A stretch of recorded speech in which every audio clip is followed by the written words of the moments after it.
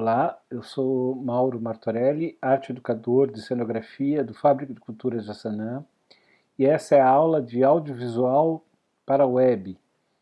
Nós tivemos um problema na gravação da aula passada, então eu resolvi gravar com o conteúdo que foi passado na última aula, que foi na aula presencial.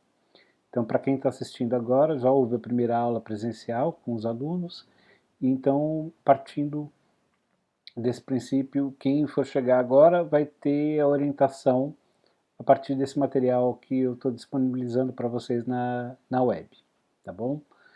Então vamos lá para a primeira aula. Nessa primeira aula de audiovisual eu vou falar um pouquinho sobre um apanhado histórico de como chegamos nas produções audiovisuais de hoje. Então vou falar sobre o princípio de como tudo começou, né?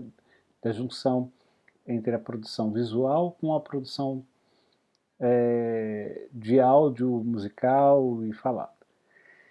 Tudo parte no final do século XIX, com as primeiras experimentações de transformar, de capturar a imagem em movimento, né? Então, com experimentações a partir do advento da fotografia, vários estudiosos da fotografia e artistas começaram a desenvolver técnicas e se apropriar da linguagem da fotografia para tentar fazer a captura do movimento através da repetição de fotos e da animação dessas fotos.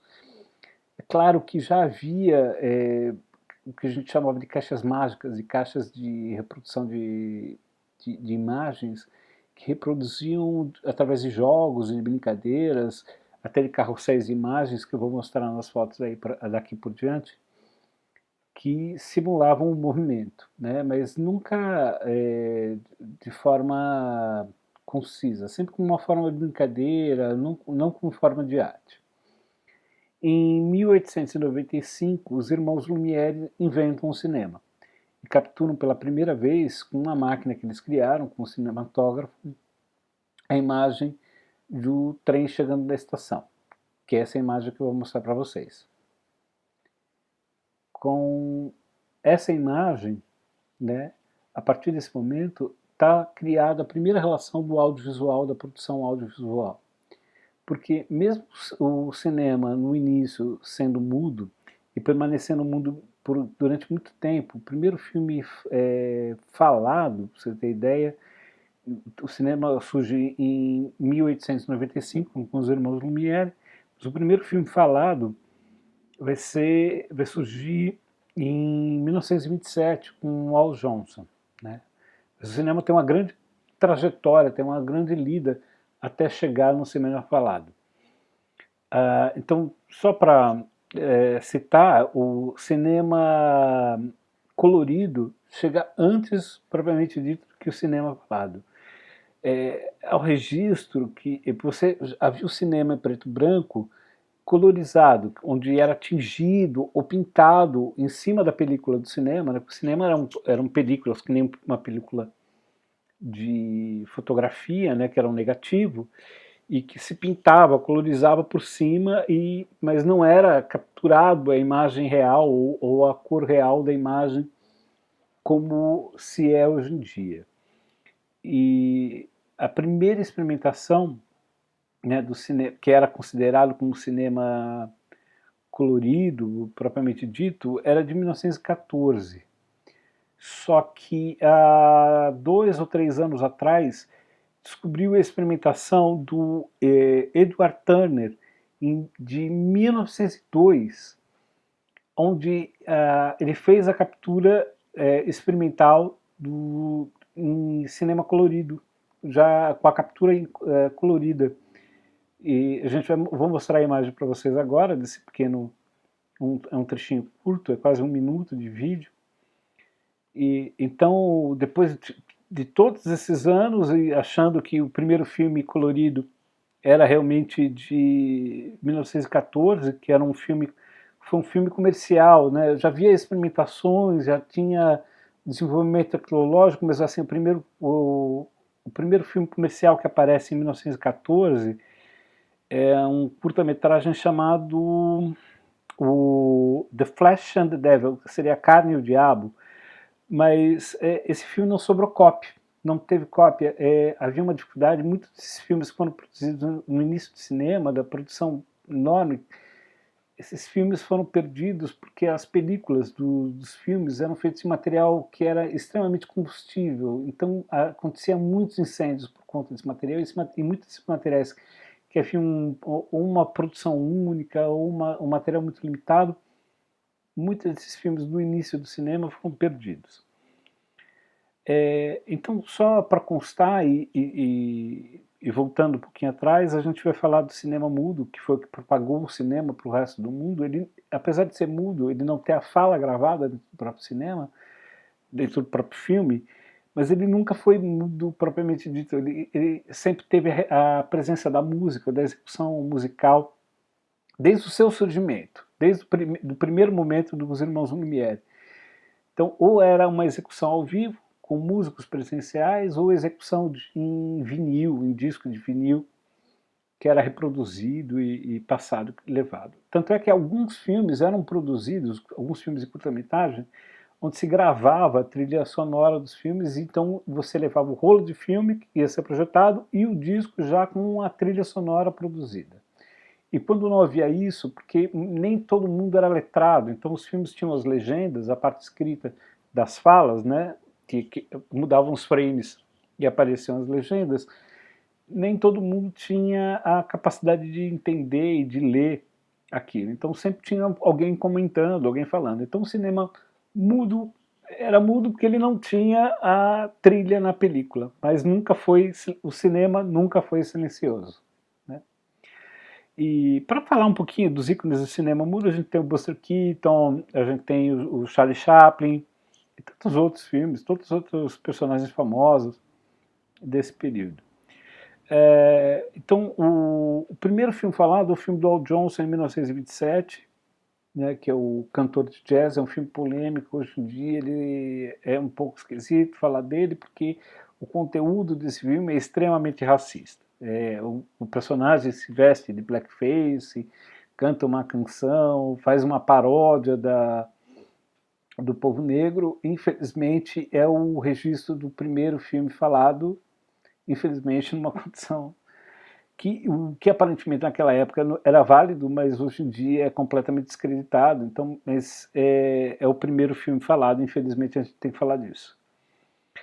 E o próximo evolução nessa questão da história do cinema, né, ainda nesse primeiro momento, entre as primeiras revoluções da consolidação do cinema como arte, né, como a sétima arte, está colocada como o surgimento do primeiro longa-metragem o longa-metragem falado e colorido, que é o Beleza e Vaidade, em 1935, com o surgimento da tecnologia do Technicolor, que possibilitou a captura e a revelação das imagens, né, coloridas desde o início, com um processo que poderia ser facilmente reproduzido e propagado para realização e facilmente adaptado para salas de cinema que pudessem ser as máquinas que recebiam os filmes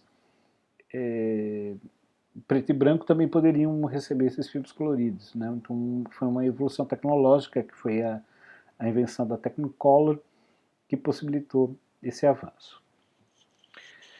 Então, voltando um pouquinho no tempo, a gente vai falar ainda sobre a junção, né, e sobre a evolução tecnológica da arte visual, né, da questão arte visual. É que em 1926, John Log Bardi, eu não sei exatamente se pronuncia assim, mas tudo bem, o Bardi, se for mais amilerada a minha fala, em 1926 ele consegue fazer a primeira transmissão de imagem televisiva, né, de fazer uma captura de imagem e projetar numa tela. Então, logo, isso é uma corrida, já se pesquisava a possibilidade de fazer isso através do que você já tinha de conhecimento através do rádio. O rádio já era amplamente divulgado, né? e também, quase simultaneamente, em 1927, Philo Taylor Farnworth faz a primeira transmissão de sinal nos Estados Unidos. Então, essa tecnologia estava sendo desenvolvida em vários pontos do mundo, várias pessoas testando tecnologias, sabe, técnicas diferentes, equipamentos diferentes, usando a tecnologia do rádio para fazer a transmissão de imagem, né, de fazer uma captura, fazer a transcrição dessa imagem em sinal de dados e ter um aparelho receptor que traduzia essa imagem de volta, né? Então, e aí essa primeira transmissão, né? Então vem com o surgimento em 1927 da CBS, que foi o primeiro canal de TV do mundo. Na sequência, o Log demonstra para Rainha Elizabeth não, perdão, demonstra em Londres, a Rainha Elizabeth entra lá na frente, mas demonstra em Londres em 1928 o funcionamento da TV, e em 1932 surge a BBC de Londres como canal de TV. Nesses primeiros momentos a transmissão de TV era muito engraçada, porque você já tinha canais de TV, você tinha uma programação que às vezes eram programações que duravam 1 ou 2 horas, no máximo por dia, né? E você não tinha quem assistisse, né? Era, na verdade, em Londres, pra você ter ideia, tinha uma na casa no castelo o imperial, algumas pessoas que eram os lords, os nobres, que tinham esses aparelhos, né, e funcionava só essas 2 horas, então tinha 2 horas de programação. Lembrando que era tudo ao vivo, né, você não tinha não tinha nada, não tinha como gravar e tudo mais. Você já tinha uma técnica de pegar e transmitir um filme, né, em película e telecinar, né, de projetar ela numa parede ou numa tela translúcida e a câmera da TV captando no lado oposto. Né? Então é interessante, vou mostrar algumas imagens da primeira sede da BBC em Londres, e uma imagem e 2 imagenzinhas do primeiro programa de TV do mundo, que na verdade foi uma telenovela, uma produção de uma telenovela. Já vi o gênero da novela, da radionovela, né, que era muito difundido e seguiu durante longas décadas acontecendo. Então foi o primeiro gênero a ser adaptado para ser colocado como gênero de entretenimento na TV. Seguindo, então, você tem a primeira transmissão de longa distância que ocorre na Alemanha em 1986, durante a Olimpíada da Alemanha, né? Esse foi o fato que, assim, essa grande transmissão, dizem que é a primeira transmissão que conseguiu ultrapassar a estratosfera, né, conseguiu sair para fora do planeta, né, propagar para fora do planeta. Tem esse fato interessante, né, isso é durante o período da formação da Alemanha nazista, né, então dizem que a primeira imagem a sair do planeta é a imagem do Adolf Hitler. Mas enfim, e em 1948 o Olavo Bastos Freire consegue fazer a primeira transmissão de TV em Juiz de Fora, em Minas Gerais. Né? Então já tinha um longo período, ainda não era tão popular a TV estava começando a se popularizar, para vocês terem ideia. O primeiro canal de TV vai surgir 2 anos depois, aqui no Brasil, com a TV Tupi. Aí a imagenzinha, e só vai surgir o segundo canal de TV em 1952 com uma TV paulista.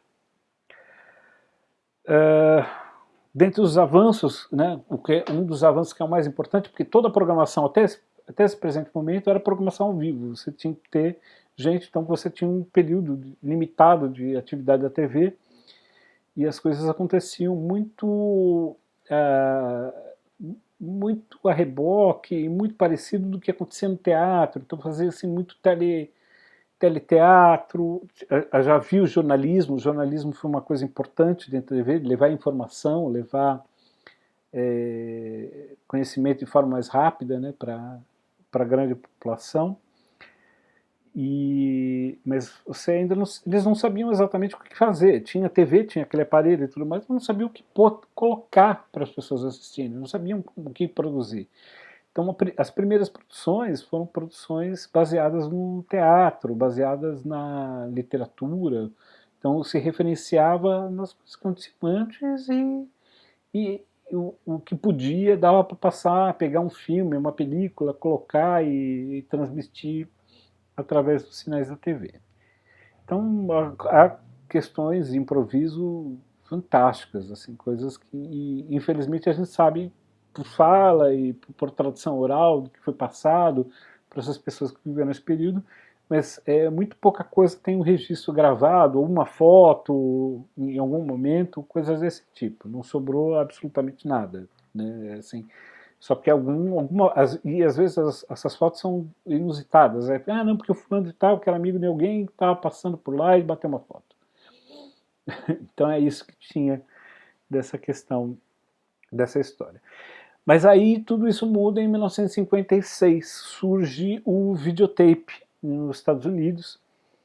Então surge a possibilidade de você poder gravar a programação com antecedência, você ter essa programação, e poder passar a hora que não entendesse, e repetir, reproduzir, e poder editar, e poder inserir trechos gravados numa programação ao vivo e vice-versa. Então começou a ter uma revolução, a TV começou a ficar muito mais dinâmica, né? E isso possibilitou fusões com outras linguagens, fusões com tudo mais. 4 anos depois, no Japão, em 1960, você tem a primeira transmissão ao vivo a cores, da TV a cores. A TV a cores, na verdade, ela já estava sendo estudada e pesquisada desde 1952, 50 alguma coisa.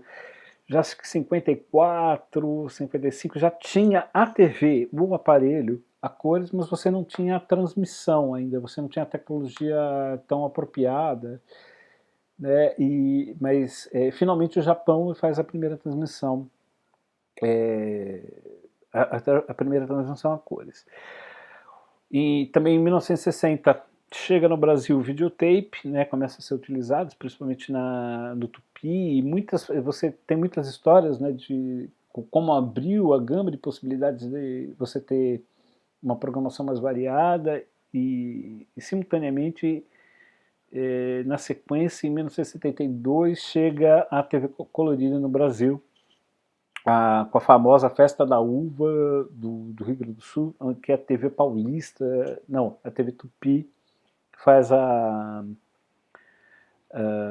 transmissão desse evento.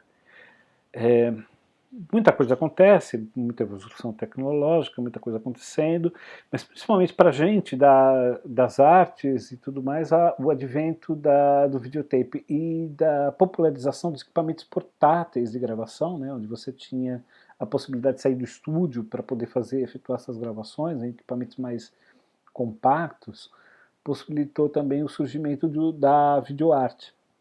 Né, da utilização dos artistas utilizando esse equipamento para a produção de conteúdo.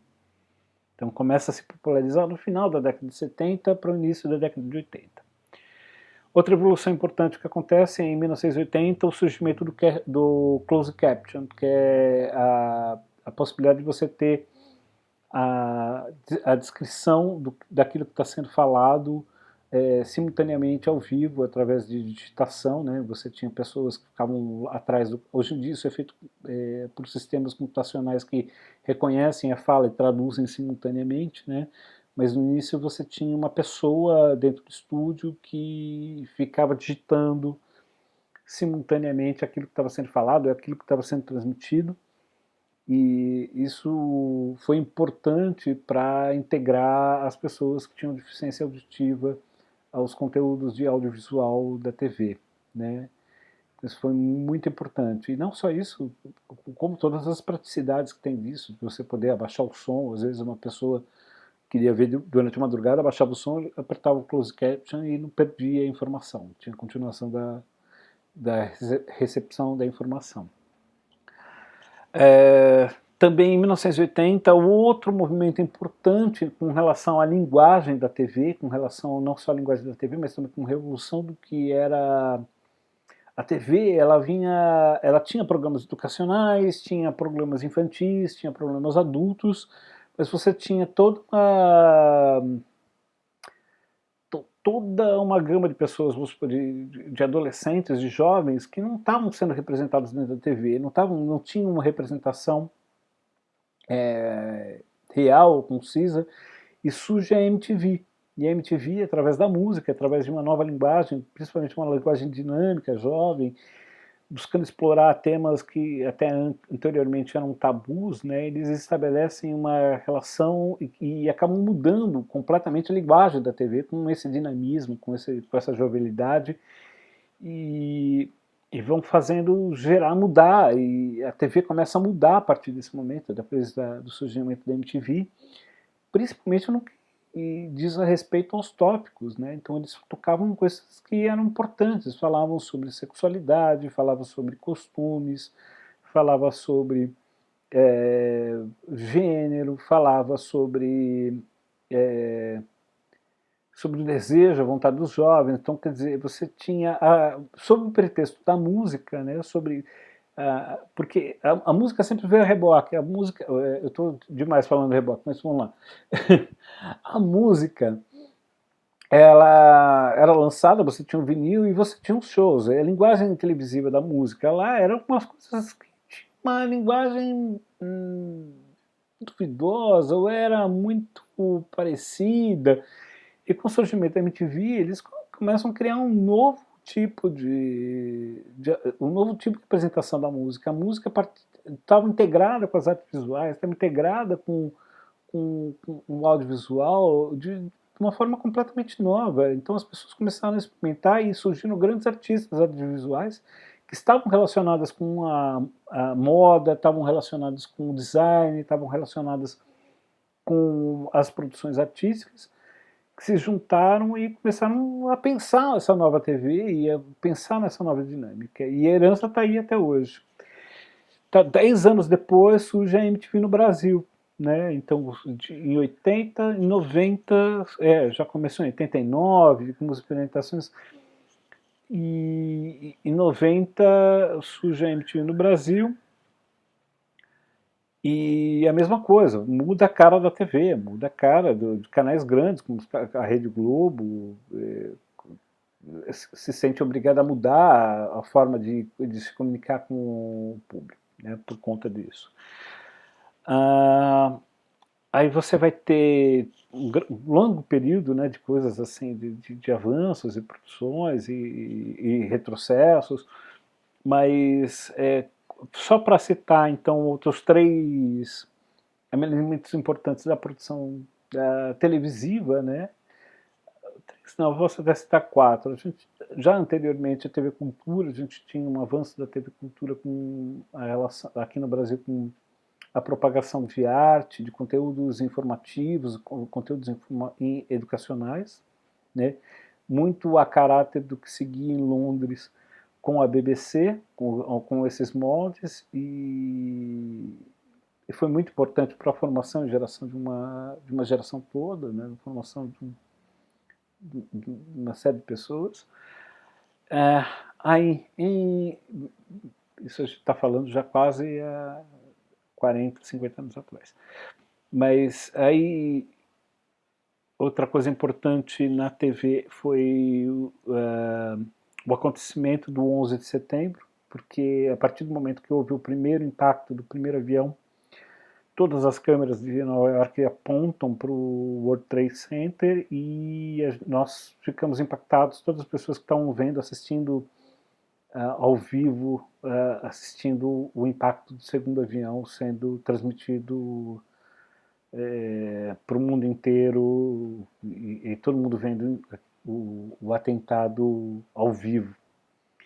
Então foi extremamente impactante, e uma imagem que quem se lembra, quem passou por isso, sabe detalhes de onde estava, com quem estava, esse tipo de coisa. 2013 a MTV Brasil se extingue, acaba, né, por contas de questões de mudança da mídia, né, mudanças da própria geração, né, e do interesse público. E em 2016, no Brasil, o fim da transmissão analógica. Então, até esse período, as transmissões ocorriam de forma analógica, de sinal ponto a ponto, e passam a ser todas transmitidas de forma digital, onde o sinal não sofre interferências, a transmissão é limpa e direta, né? Então, aí, na década de 60, o mundo estava dividido entre duas polaridades políticas, que era a famigerada Guerra Fria, onde os Estados Unidos defendia o seu lado através do capitalismo e a União Soviética defendendo o comunismo. Então havia uma grande tensão entre essas duas nações, uma corrida armamentística e tecnológica para tentar mostrar quem tinha capacidade de conduzir a hegemonia política do mundo.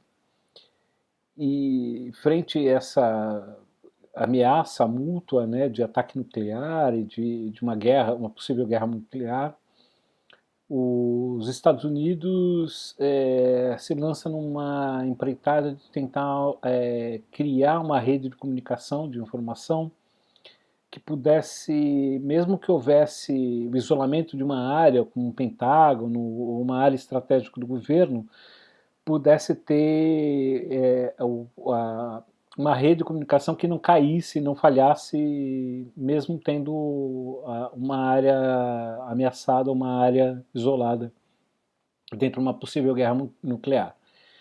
Então ela encomenda para uma empresa privada de redes e sistemas que vai desenvolver um sistema chamado ARPANET, e através da criação desse sistema ARPANET, que vai funcionar até a década de 80, entre 60, 70, 80, mas já sendo que algumas áreas dessa rede já estava sendo disponibilizada para a rede civil, né?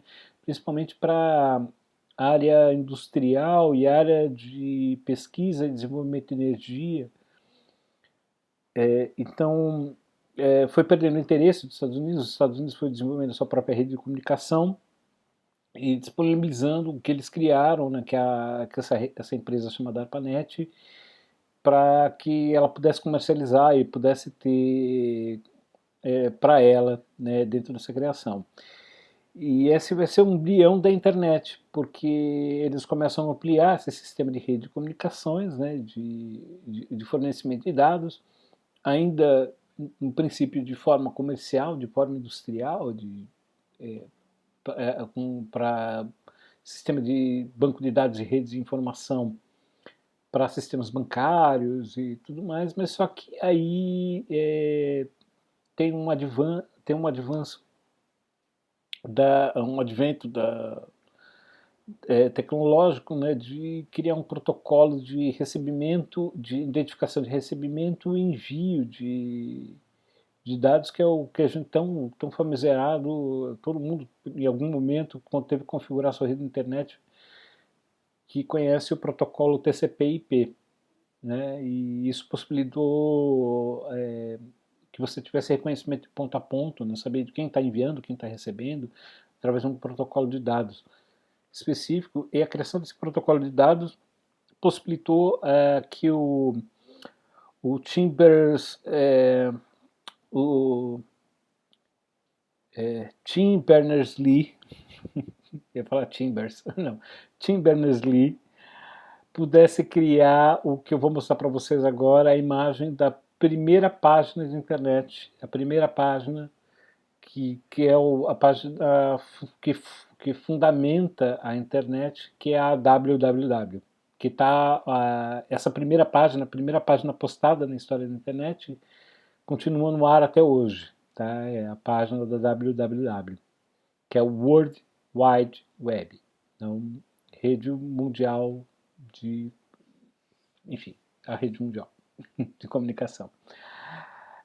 Isso foi possível graças ao desenvolvimento na década de 70 de vários especialistas em universidades norte-americanas que já estavam desenvolvendo a linguagem computacional, sistemas de comunicação por linguagem computacional, mas o Theodore Nelson ele vai desenvolver o conceito do hipertexto, né? De como você pode criar o que a gente tem hoje em dia, para a gente é um conceito. O hipertexto puro, da forma como ele havia sonhado, da forma como ele havia disposto, ele nunca conseguiu chegar a definitivamente exercer. Mas o que surge da possibilidade disso, né, e de como foi desenvolvido hoje em dia até muito mais próximo do que ele havia pensado na época e desenvolvido, né, a década passada, da possibilidade do texto ele não ser mais linear, ele pode ser fragmentado, ele não precisa estar conciso dentro do próprio texto e encerrar. Você pode não só ter a interpretação dentro do próprio texto, mas você pode ter a navegação para fora do texto, para dentro do texto, se conectando com outras informações e você poder retornar à origem da informação e você poder manipular e exercer a edição desse texto. Então, o hipertexto é a base fundamental da estrutura da construção de links, da construção de páginas, da construção do pensamento que seria a web. Tá? Aí você tem até meados de 93, 94, a única forma possível de se navegar na internet é através de páginas e páginas escritas. Você tinha alguns elementos gráficos, alguns elementos de imagem, algumas figuras, alguns desenhos, algumas coisas assim, mas até fotos digitalizadas em determinados momentos, né, mas que tinham que ser feitas ponto a ponto, tinham que ser programadas, né, essas imagens, mas até esse período por BBS, né? Então que eram redes de broadcasting, de social broadcasting, band broadcasting. E você podia navegar então por entre essas redes, por entre essas páginas, né? Você não tinha direito à construção, você tinha que comprar um espaço dentro de uma BBS, comprar um espaço dentro de um lugar que tinha esse armazenamento para você poder criar essa página. Aí, eis que surge em 1985 a América Online, que vai começar a disponibilizar acesso à rede de BBS, da rede de internet, nos Estados Unidos, e ela vai chegar perto de 97 no Brasil. Você já tinha acesso da internet de escada em alguns provedores, mas é uma coisa muito complicada, uma coisa muito complexa para ser realizada. Mas você já tinha um órgão que era a RNP no Brasil, que já regulamentava sobre a comunicação de dados, a comunicação informacional de computadores. Vamos lá, seguindo nessa história. Então, eu vou mostrar para vocês agora a imagem da primeira foto postada, enviada pela internet, né? Essa fotinho aí. O que é interessante nessa foto é que a internet com a aceleração da propagação dos dados, né, com a abertura da banda, você tendo um volume maior de provedores e acelerando o processamento, então você abriu a capacidade de fazer a digitalização de imagens e progressivamente você foi tendo a possibilidade de digitalização de sons e surge em meados de 93, 94, alguns protocolos de áudio, como que eram os áudios MIDI, Wave, e tem um advento do MP3, que possibilitou a compactação e envio de dados de áudio de forma mais rápida e mais precisa, né, sem perda de qualidade. O MIDI era totalmente digital, ainda com baixa qualidade, mas você tinha a junção de vários conteúdos mídias que poderiam construir a imagem de som mais fiel, né, com mais fidelidade. Mas aí você vai ter, ainda no início da internet, vai começar a ter um pequeno desenvolvimento das redes sociais através de fóruns. Você vai ter páginas de fórum, que eram páginas de troca de informações, troca de dados, através de conteúdos pagináveis, que você tinha elementos e tópicos de pesquisa, de conversas que você iam se juntando, e esses fóruns surgiram de grupos de interesses, né? E depois foi se propagando para grupos. É importante dizer que o primeiro site que vai disponibilizar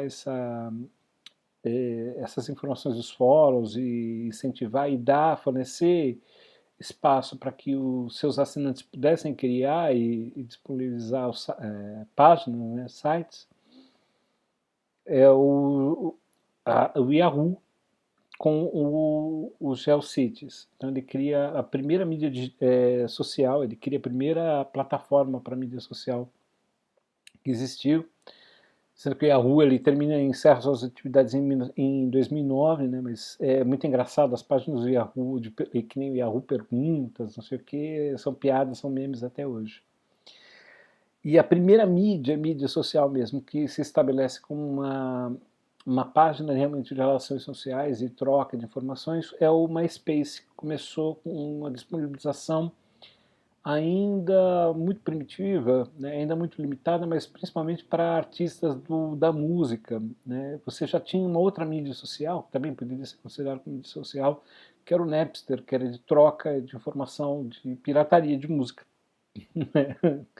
Que depois eles foram condenados e tudo mais, mas com a disponibilização da rede para protocolos de troca, né, então você baixava o programa da Napster e você tinha acesso a músicas e trocas de dados de música, mas evidentemente as gravadoras começaram a ficar irritadíssimas com isso. No primeiro foi uma luta muito grande, né, para que não perdesse um filão, porque uma vez que você não tivesse mais que comprar a mídia física dos caras para você poder ter música, eles perderiam o mercado. E em vez de eles se associarem e fazerem o que hoje em dia existem os canais como o Spotify, Deezer, que fornecem material de música através de assinatura, né?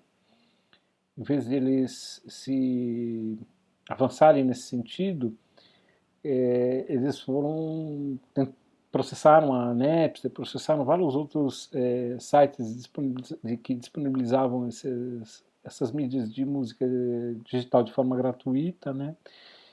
E perderam muito tempo tentando reservar o mercado e não viram que perderam uma oportunidade grande de lucrar com isso, né, através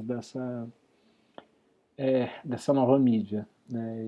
Então muitas gravadoras faliram, fecharam e mudaram o negócio. Hoje em dia as gravadoras e também porque a mídia, a tecnologia possibilitava que os artistas pudessem trabalhar e gravar nas suas próprias casas, né? Começou a ter essa facilidade, então as pessoas já não precisavam mais das gravadoras para terem estúdio, para poderem gravar, fazer os seus recursos. A tecnologia foi ficando cada vez mais barata, então foi morrendo. Mas o MySpace foi o primeiro espaço que possibilitou que esses primeiros artistas independentes que estavam produzindo nas suas casas, produzindo nos seus lares, pudessem compartilhar com o resto do mundo suas obras, seu trabalho. Então foi uma mídia muito bem aceita pelos músicos, né? Ainda muito engatinhando lá atrás, você começa a ter a primeira fusão entre mídia, ainda porque a banda limitava muito a possibilidade de você ter as mídias audiovisuais, você ter a possibilidade de ter as duas coisas simultaneamente. Mas você vai ter, ainda dentro das mídias sociais, uma mídia chamada Fotolog. Foi um marco no início dos anos 2000, porque possibilitava que você pudesse se conectar com pessoas que tinham os mesmos interesses, os mesmos desejos, ou única e simplesmente gostassem de uma foto sua que você postou lá, e você tinha um espaço que você poderia postar uma imagem por dia no início, e você podia postar imagem e texto, e a mídia social funcionava através de pessoas que se interessavam, que vinham e lá pesquisavam por imagens e viam, achavam interessante, e então muitos artistas passaram a também a utilizar o recurso dessa mídia social para divulgar seus trabalhos fotográficos, de desenho e de poesia e de textos, através desse espaço, ainda antes mesmo do surgimento dos blogs. Ao mesmo tempo, simultaneamente, os blogs começavam a surgir. E também uma outra mídia social que vai surgir é o Friendster, que também surge e desaparece logo na sequência. Ele ficou muito aquém do que as pessoas estavam querendo e tudo mais, porque na sequência surge o Orkut, que engole o Friendster, né? E o Orkut estoura essa questão da rede social, porque ele expande e você tinha possibilidade de criar comunidade, juntar outras pessoas, ter acesso com pessoas que você não conhecia e do mundo inteiro que tivessem, através do sistema de pesquisa dos geradores do Google. Eu tinha ferramentas que possibilitavam, você tinha jogos que possibilitavam você jogar simultaneamente com outras pessoas, e vai facilitando a questão da troca ou da disponibilização, de você montar álbuns de fotos, e ainda muito aquém da questão que vai surgir depois com o Facebook, né? Que na verdade o Facebook é dito como cópia do Friendster, né? Ele utiliza o desenho, a plataforma, começa de forma rudimentar, ainda muito limitada, e aos poucos eles vão desenvolvendo formas de postar a foto de forma melhor, de pesquisar, de entrar em contato, e depois vai disponibilizando você copiar e colar links de vídeo.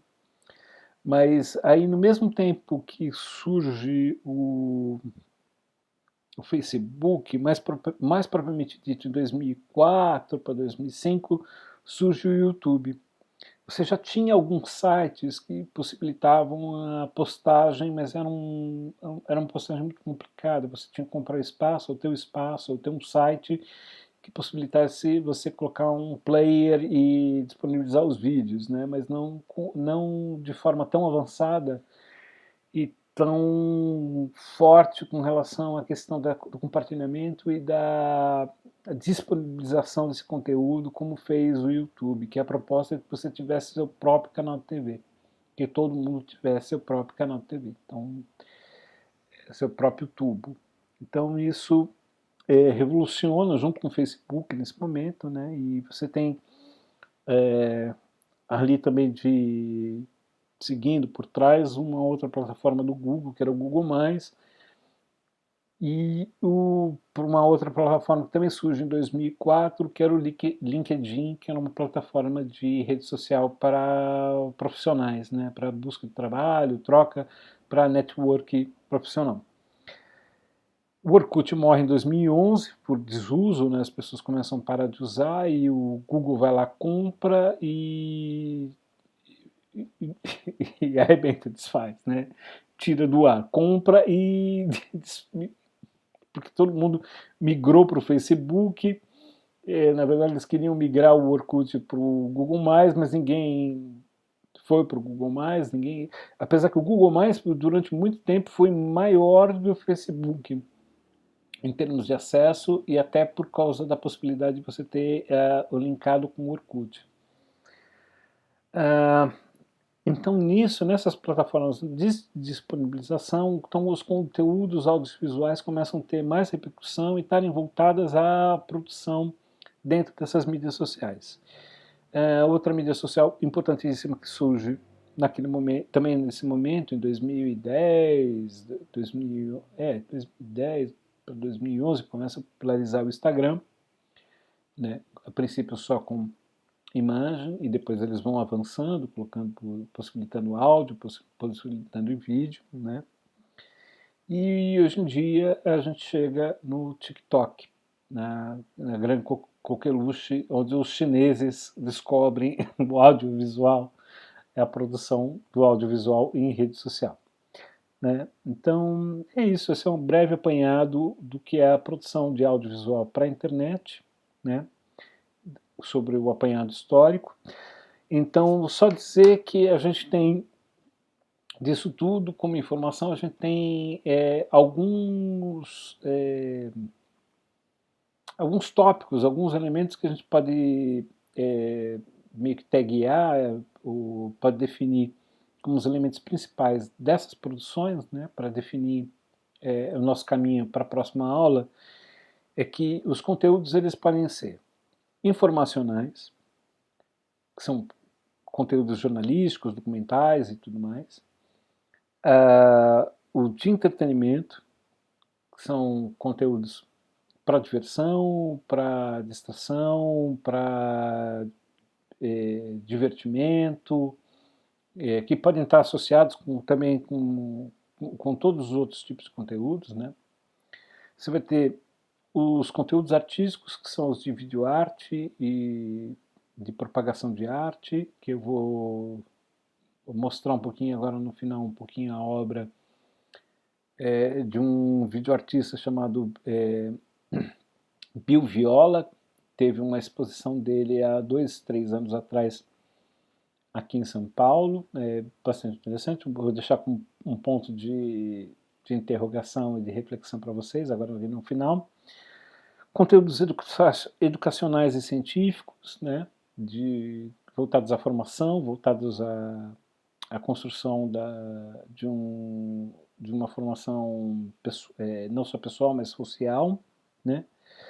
As redes sociais e uma outra gama gigantesca, que seriam os religiosos e os afins. Então, baseado nisso, a gente vai, na próxima aula, falar sobre produção, né? Sobre roteiro, produção e construção de conteúdo. Até lá, um abraço forte a todos e bem-vindos ao curso.